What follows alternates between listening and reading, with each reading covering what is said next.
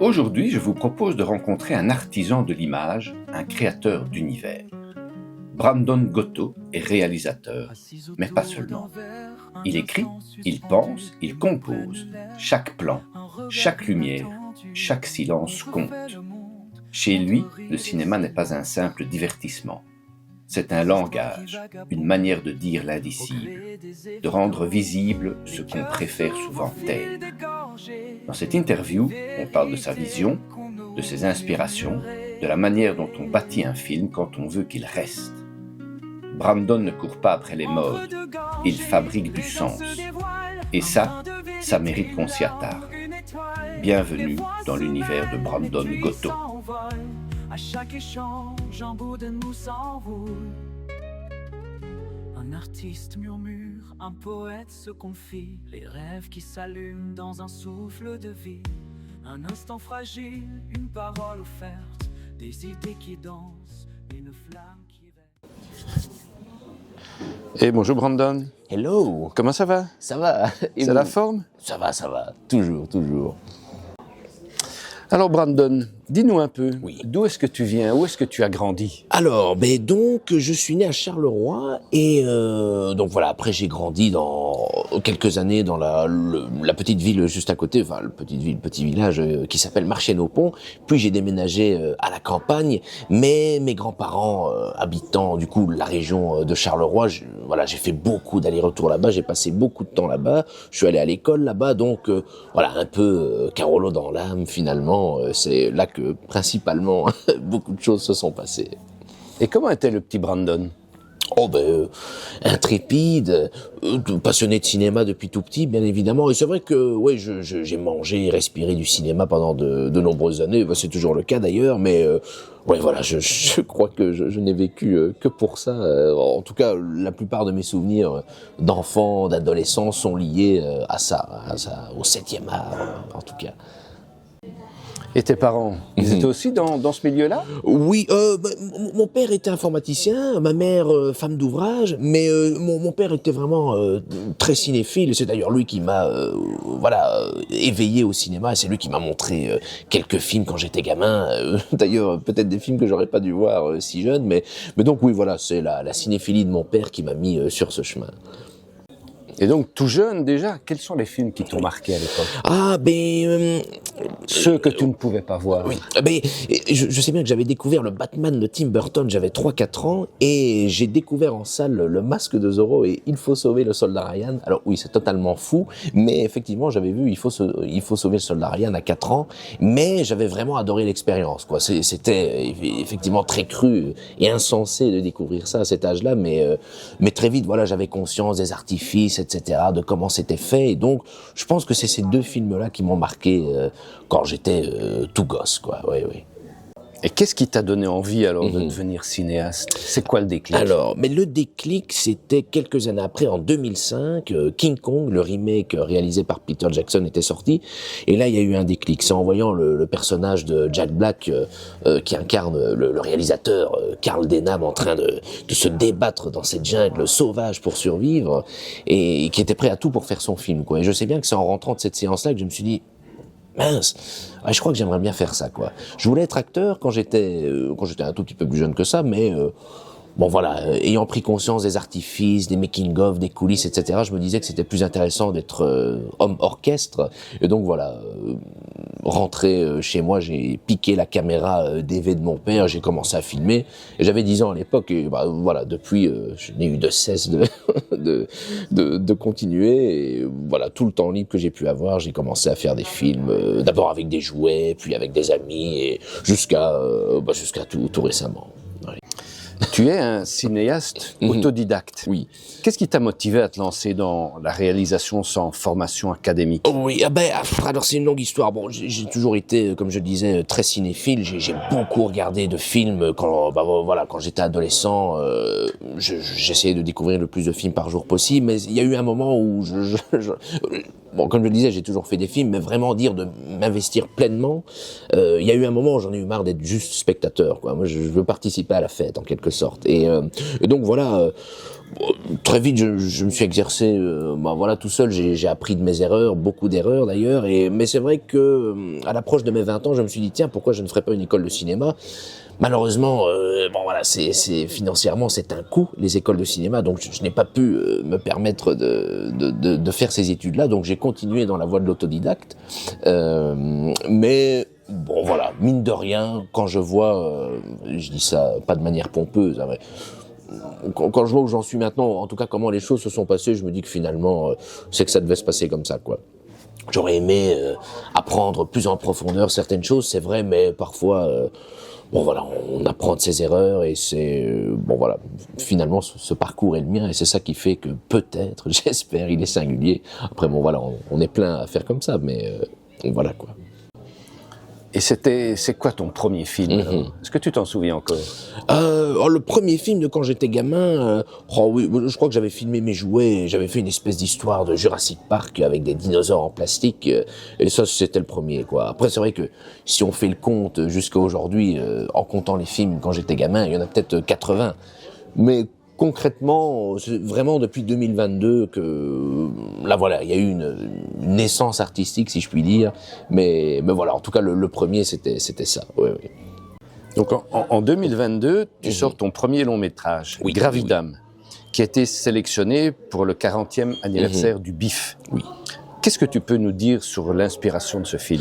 Alors, en fait, j'avais réalisé un premier long métrage test en 2019 intitulé L'enfer n'est pas loin, qui est sur les plateformes. On avait eu de nombreux prix, etc. Mais voilà, je ne sais pas. Je crois que je me cherchais encore à cette époque et donc je le considère pas vraiment comme mon vrai premier. Mais alors que Gravidam, qui s'est tourné 2 ans après, là, par contre, voilà, on avait une petite équipe. On a eu la chance d'être sélectionné au BIF. Il y a eu quelques festivals intéressants et voilà. Donc je considère plus ce film comme mon premier, mais ce qui m'a inspiré, c'est je sais pas, je me cherchais beaucoup à l'adolescence et même pour le premier long métrage test, je savais pas trop. J'étais tiraillé entre des films d'action, d'aventure, d'horreur et finalement je me suis rendu compte que je me sentais plus à l'aise dans le drame sombre et au plus proche des humains. Et donc voilà, j'avais envie de parler à l'époque du deuil. Et je me disais que voir des couples imploser à l'écran, suite à un événement tragique, c'est ça qui vraiment m'intéressait, quoi. Et ça me renvoyait une idée de films français et européens que j'aimais beaucoup quand j'étais plus jeune, à savoir, ce genre de pitch, c'est très français finalement. Un couple qui implose à cause d'une tragédie familiale est quelque chose de très, je sais pas. Après, je me trompe peut-être, mais je trouve qu'il y a un côté très français là-dedans et cette idée de simplicité me plaisait pour ce long métrage, quoi. En 2023, tu as un film qui s'appelle Ida, qui a remporté le prix du meilleur drame au Red Movies Awards. Qu'est-ce que tu peux nous dire sur ce film? Quelles sont ses thématiques? C'était, j'avais envie de faire un thriller tendu qui prend à la gorge et c'est vrai que j'avais découvert ce qu'on appelle les thrillers érotiques des années 90, 90, donc à savoir Liaison fatale, JF partagerait appartement, etc.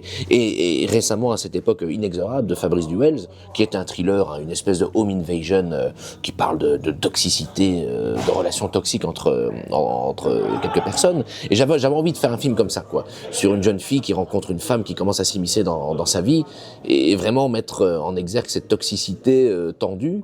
Et donc voilà, mais c'est vraiment pour parler du film, le tournage a vraiment été merveilleux, c'est le cas de le dire. Il y a vraiment eu une osmose très intéressante entre tous les membres de l'équipe, les acteurs, etc. Enfin, les actrices surtout.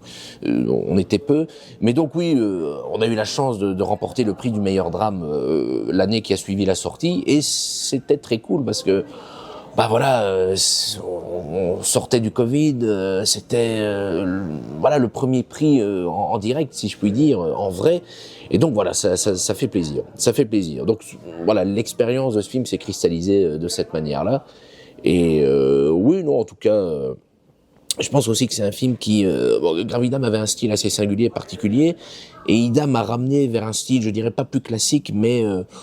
si on suit l'évolution, je pense qu'on voit déjà une première rupture à ce moment-là avec Ida. Et qui est un film que nous avons fait, que j'aime beaucoup, même si il y a une perruque au début du film qui est un peu naze, ça je regrette un peu, mais bon voilà. On apprend de ses erreurs. On apprend de ses erreurs. Plus de perruque. plus de perruque, c'est nul.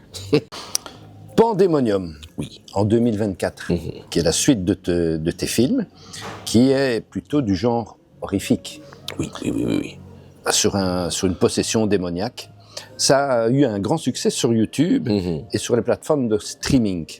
Qu'est-ce qui t'attire dans ce genre et comment abordes-tu? Est-ce qu'il y a une mise en scène particulière pour ça?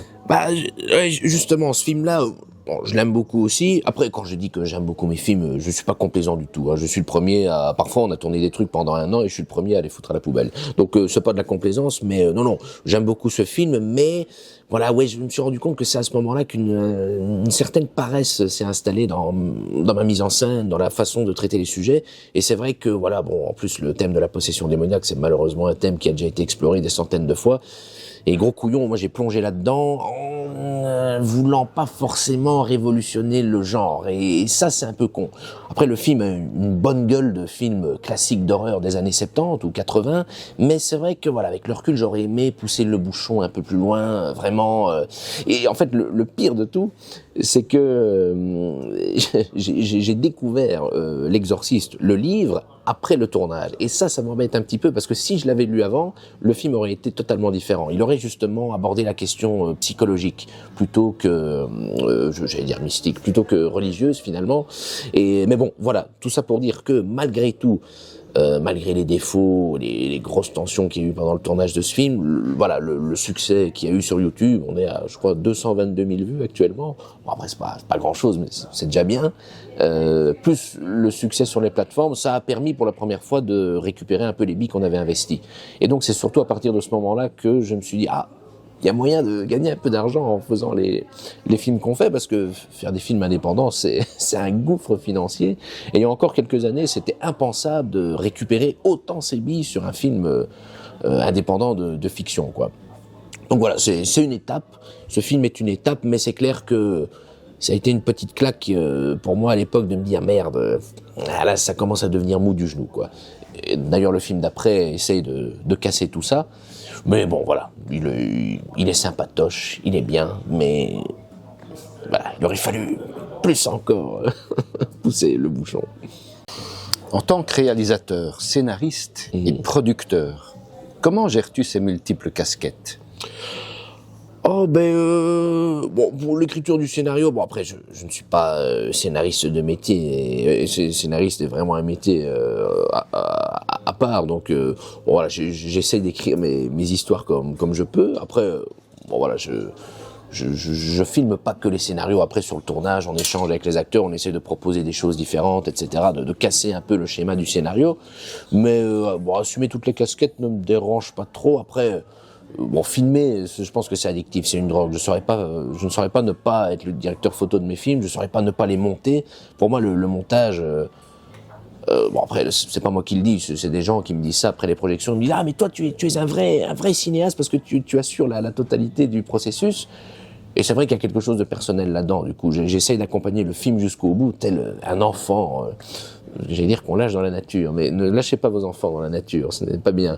Mais en tout cas, j'essaie d'accompagner le film jusqu'au bout. Et oui, toutes ces casquettes ne me dérangent pas. Après, pour le dernier, par exemple, on a eu des petits assistants pour nous aider, bien évidemment, mais globalement, les gros postes, j'essaie, oui, le plus longtemps possible, tant que la santé le permet, parce que c'est demandeur.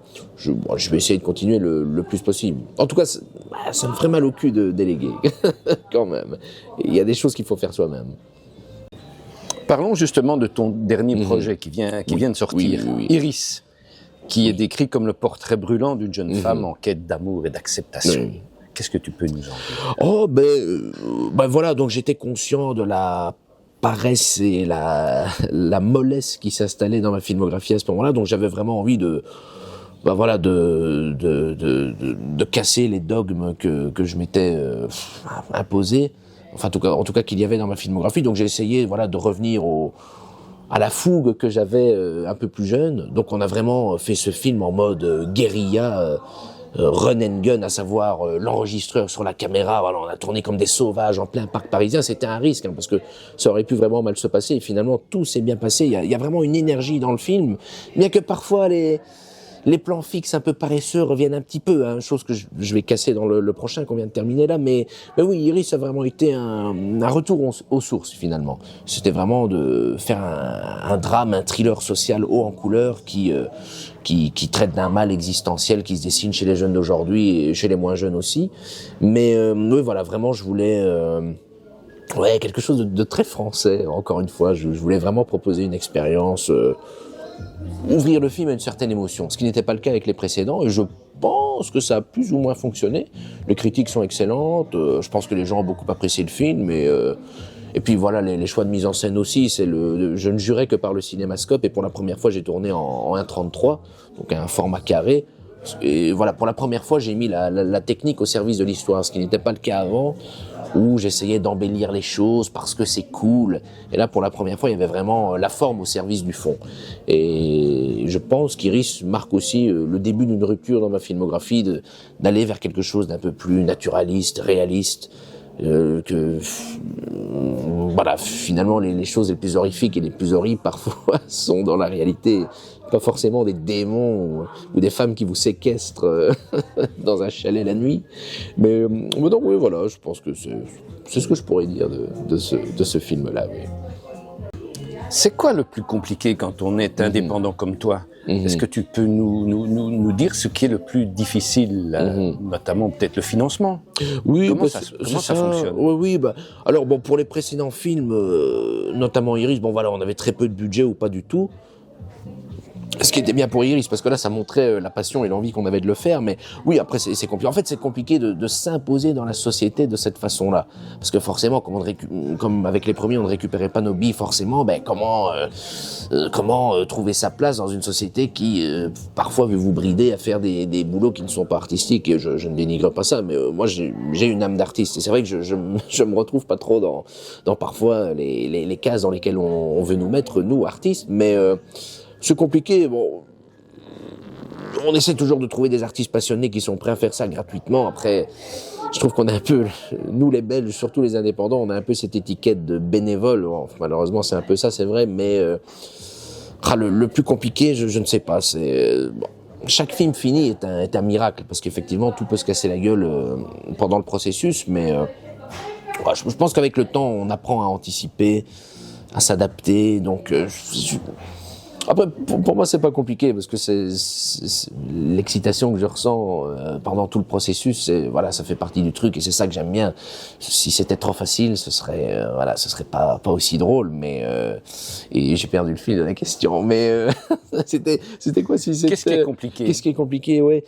Oui, non, ça, à la limite, le plus compliqué, mais ça, c'est plus psychologiquement et pas dans la faisabilité des choses, c'est l'après. Une fois que le film est sorti, parfois on a des espérances et des attentes un peu plus hautes que ce que le projet propose vraiment, et c'est vrai qu'il y a toujours ce moment de calme et de désert entre la projection et le début d'un autre projet, et ça, c'est compliqué. C'est d'attendre, de ne pas être sûr, avoir des espérances qui ne se concrétisent pas. À la limite, c'est plus compliqué pour ça que pour le reste, en tout cas. Tu as fondé ta propre société de production, Deep Dreams Production. Oui. Pourquoi as-tu fondé ta propre société? Dès le départ, avec Margot, voilà, on avait l'idée d'avoir un logo, d'avoir une identité. Après, il y a encore quelques temps, ce n'était qu'un logo, mais c'est vrai que là, nous l'avons officialisé en tant qu'ASBL pour nous permettre justement d'éventuellement demander des fonds, pouvoir facturer éventuellement, pour vraiment que les choses se fassent de manière correctement, tout simplement. Pas que ça ne l'était pas avant, mais c'est vrai que ce logo, c'était un peu... Même pas que c'était une blague, mais c'était juste un logo, quoi. Et on s'est dit, bon, allez, officialisons quand même la chose, parce que voilà, on commence à récupérer nos billes sur les plateformes, donc bon, il vaut mieux que tout ça soit réglo, j'ai envie de dire. Et voilà, j'espère qu'en tout cas, le fait d'avoir officialisé le statut du logo de la SBL, donc, va nous permettre peut-être d'avoir parfois plus de facilité et d'accès pour certaines choses. J'espère, en tout cas. En tout cas, c'était vraiment pour... c'est pas un nouveau départ, mais c'était vraiment pour enfin ancrer les choses solidement et pouvoir accéder à certaines choses, en tout cas. J'ai ici une question d'un ami commun qui est Geoffrey Claustrio, qui voulait te poser une petite question. La voici. Salut l'ami, j'espère que tu vas bien. J'avais une petite question pour toi, hein, parce que comme tu le sais, j'aimerais bien aussi devenir réalisateur et donc je me demandais qu'est-ce qui est le plus compliqué quand on doit faire des films de façon indépendante tels que tu l'as fait.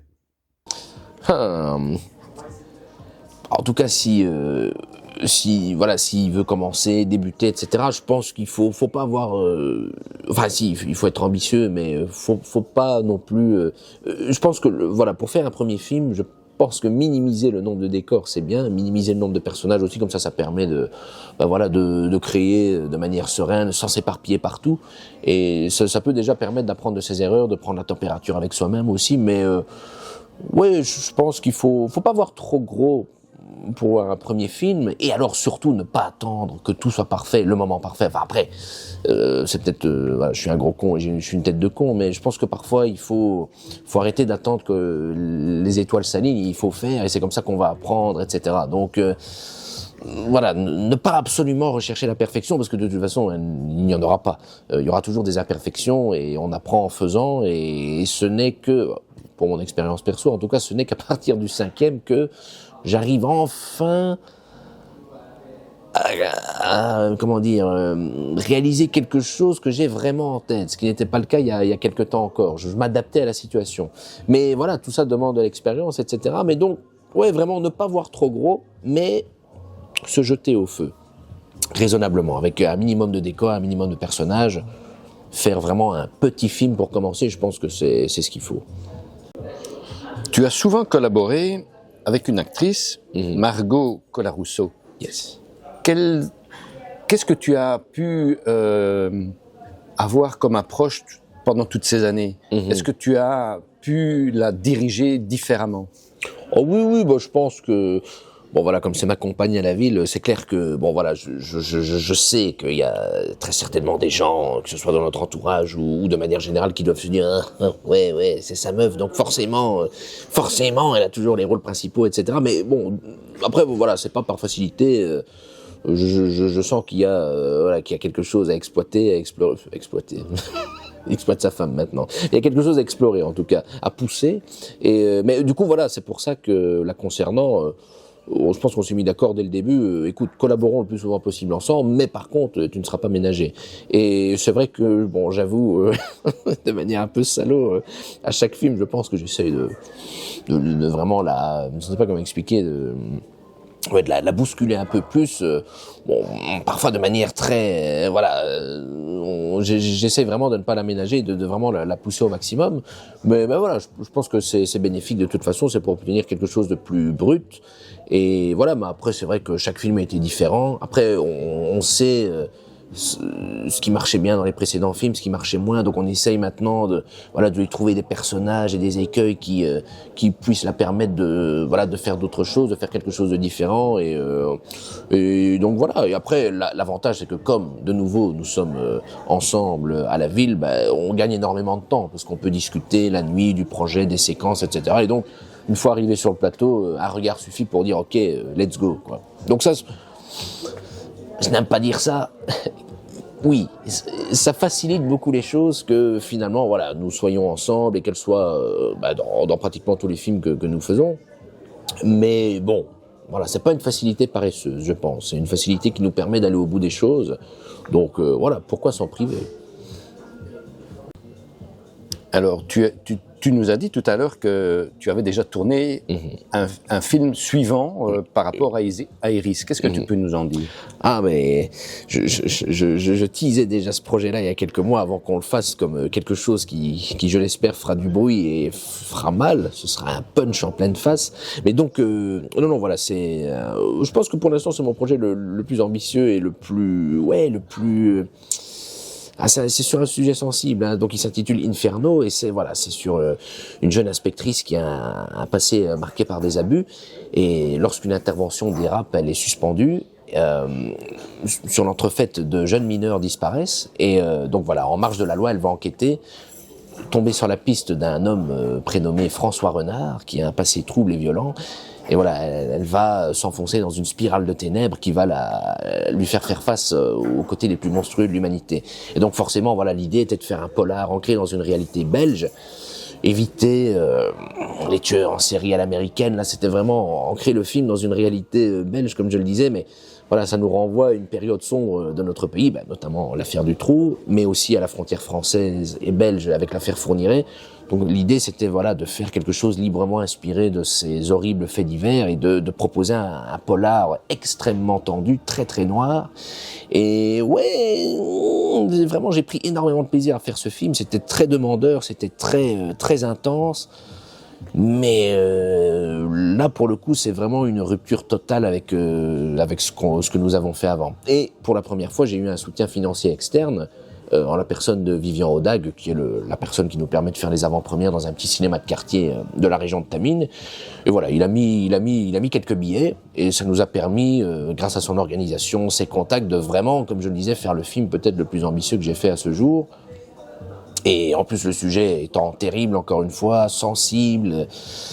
Et en Belgique, on est très peu à évoquer directement cette sombre affaire. On n'est que 3. Donc il y a un côté vraiment, voilà, il y a une certaine responsabilité, mais une certaine angoisse et excitation à la fois de présenter ce projet, parce que je pense vraiment que ça va être quelque chose d'énorme, j'espère en tout cas. Parlons un peu technique. Qu'est-ce que tu pourrais nous dire sur ton évolution au point de vue technique par rapport à tes anciens films, tes films récents et tes films futurs? Alors, donc voilà, comme je le disais précédemment dans l'entretien, c'est vrai que voilà, d'une part, avant je ne jurais que par le cinémascope, puis ça a changé avec Iris en testant pour la première fois le format 1.33, la forme au service du fond, mais c'est vrai que voilà, j'avais une certaine comme je le disais, une certaine paresse dans la mise en scène, faire des beaux plans fixes, etc. Et c'est très bien, hein, mais c'est vrai que là, par contre, pour le prochain, Inferno, où là, il y a une rupture totale en termes de technique. Je me suis un peu inspiré de la mise en scène des Frères Dardenne, alors avec beaucoup moins de talent, entendons-nous bien, mais voilà, en fait, pour éviter cette paresse et ces plans fixes un peu trop beaux, l'idée avec Inferno, notamment avec le sujet, c'était d'avoir une caméra à l'épaule très naturaliste et très en mouvement tout le temps. Et en fait, c'est con, mais ça rend le film beaucoup plus cru, beaucoup plus réaliste et beaucoup plus crédible que ce qu'on a fait avant.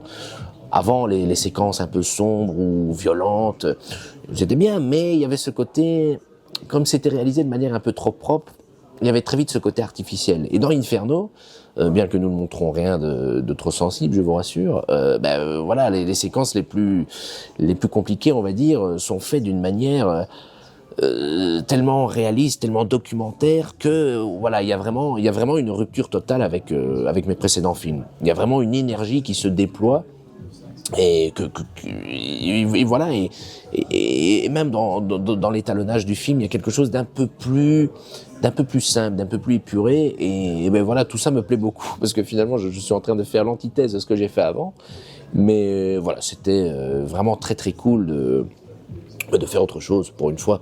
Après ça reste mon style bien évidemment, mais ça évolue en mieux, je pense. Si tu pouvais dîner avec un personnage de fiction, qui choisirais-tu et pourquoi?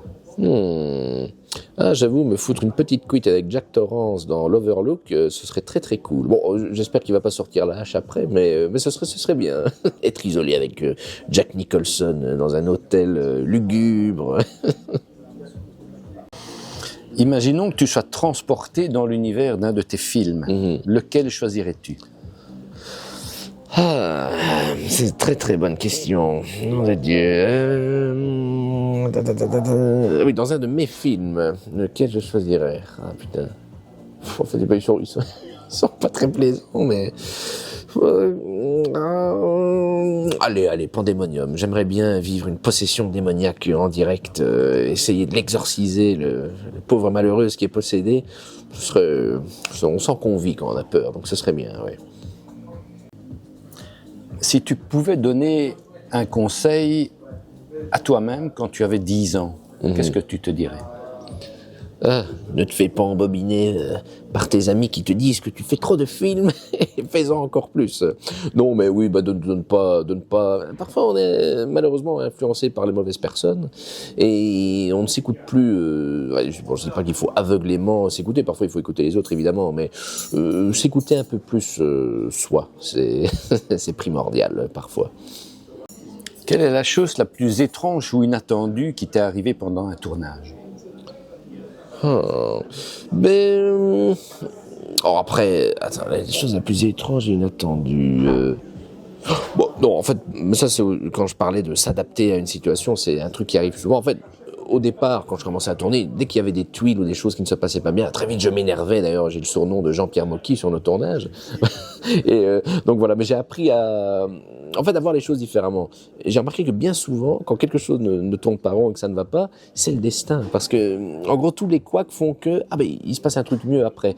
Et c'est vrai que pour le tournage d'Iris, il y avait quelque chose d'étrange. La séquence de rencontre entre les deux filles, Iris et Alice, se passe dans un parc parisien. Et on ne trouvait pas ce parc parisien. On était allé tourner dans un parc, on s'est fait chasser, on ne pouvait pas. Et le seul parc qu'on a trouvé, au départ, je ne voulais pas, c'était compliqué. Et en fait, je suis en train de me dire, il fallait qu'on tourne là-bas parce que notre micro a eu un problème et on a dû faire ça vraiment à la sauvage en déposant l'enregistreur sur une rambarde de bois qui, miraculeusement, se trouvait là, à hauteur des actrices, sans qu'on la voie. Et je suis en train de me dire que si on n'avait pas eu tous ces couacs les jours précédents, en fait, on n'aurait jamais pu tourner ça, quoi. Donc ça, j'avoue, c'est étrange. Il y a quelqu'un là-haut qui décide de tout. C'est très bizarre. Est-ce que tu as un rituel particulier avant de commencer un tournage? Oh... Oui, je dévore moins de films qu'à d'autres moments, mais oui, j'essaye de me recentrer, je regarde les films qui m'ont le plus influencé, que mes préférés, pas pour être aveuglément influencé, mais je pense que c'est bien, parfois avant de commencer une période de tournage intense, juste d'être sûr de retrouver le bon chemin. Donc je regarde un peu mes influences, encore une fois sans me laisser bouffer par elles, et ça me remet sur le droit chemin. Donc je sais pas si c'est un rituel, mais en tout cas oui, j'essaye de revoir des choses qui me font vibrer pour me donner la pêche. Mais je ne pense pas qu'il y ait autre chose, non, à part revoir des films que j'aime beaucoup, je pense c'est ça, oui. Justement, parlons des films que tu aimes beaucoup. Mm-hmm. Si tu pouvais en réaliser un que tu aimes beaucoup, ce serait lequel? Lequel aurais-tu aimé réaliser? Alors oui, c'est très bizarre et on va certainement me dire « Mais il est fou, mais comment peut-on aimer ce film ?» Mais j'aurais beaucoup aimé réaliser Irréversible de Gaspard Noé. Qui d'ailleurs, encore une fois, c'est très bizarre de dire ça, qui est dans mon top 10, c'est en haut de la liste. Mais pourquoi? Parce que techniquement, c'est vraiment une expérience sensorielle absolument incroyable. Enfin, je pense que je n'ai toujours pas revu un film comme ça. Et c'est vrai que le faire, sachant comment il a été fait... j'aurais beaucoup aimé être dans les rues glauques de Paris, à faire des plans séquences, un peu à la sauvette comme ça, bien qu'il y ait Monica Bellucci et Vincent Cassel et donc un gros budget, mais ils ont quand même fait ça d'une manière assez sauvage et le plus d'anecdotes que j'entends de ce film, au plus je me dis, si dans une réalité parallèle j'aurais pu le réaliser moi, il n'aurait peut-être pas été aussi bien, mais ça aurait été l'éclate, quoi. Si tu étais un instrument de musique? Bonne question. Je ne sais pas pourquoi je dis ça. Le premier instrument qui me vient en tête, c'est un triangle. Allez savoir. Si tu étais une couleur? Rouge. Si tu étais un personnage historique?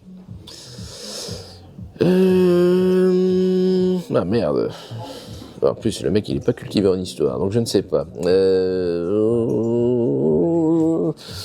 Historique. Allez, je réfléchis. Un des frères Lumière. Allez, soyons fous. Si tu étais un animal? Un chat. Oui, c'est bien un chat. Si tu étais une chanson? Là aussi, bonne question. Pixies, Where is my mind? Si tu avais un super pouvoir? Voler, ce serait bien. Pas voler dans les magasins, voler dans les airs. Ça, ce serait excellent. Alors, Brandon, peux-tu nous résumer ta vie en 30 secondes? Top chrono.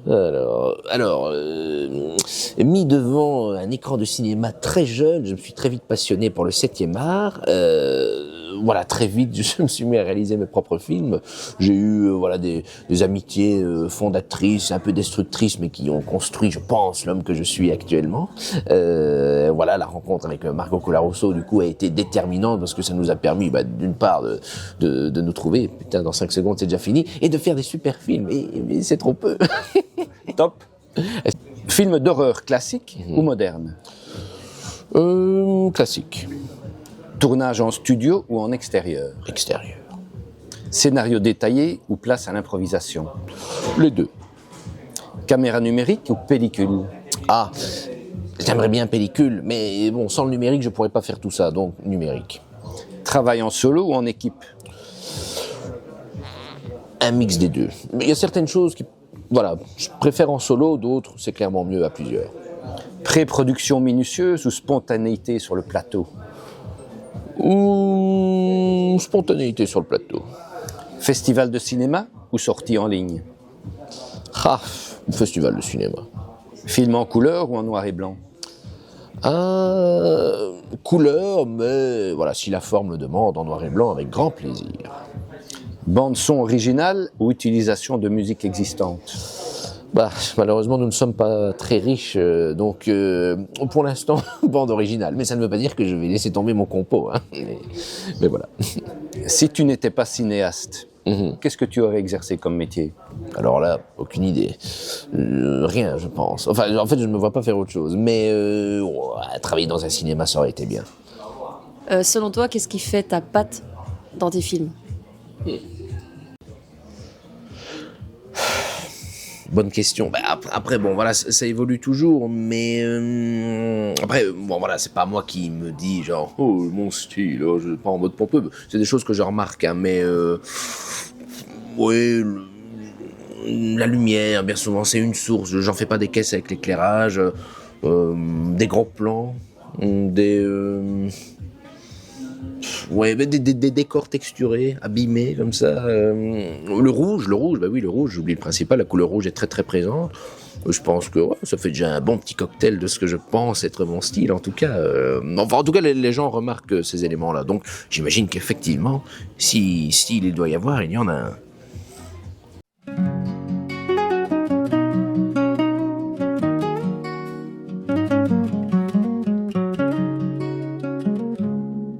Assis autour d'un verre, un instant suspendu, les mots prennent l'air, un regard inattendu. On refait le monde entre rire et silence. Des histoires qui vagabondent au gré des évidences.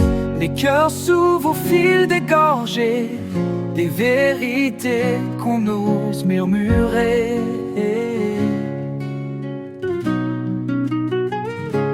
Entre deux gorgées, les hommes se dévoilent, un brin de vérité, une larme, une étoile. Les voix se mêlent, les tuiles s'envolent. À chaque échange, un bout de nous s'enroule. Un artiste murmure, un poète se confie, les rêves qui s'allument dans un souffle de vie. Un instant fragile, une parole offerte, des idées qui dansent, une flamme qui reste.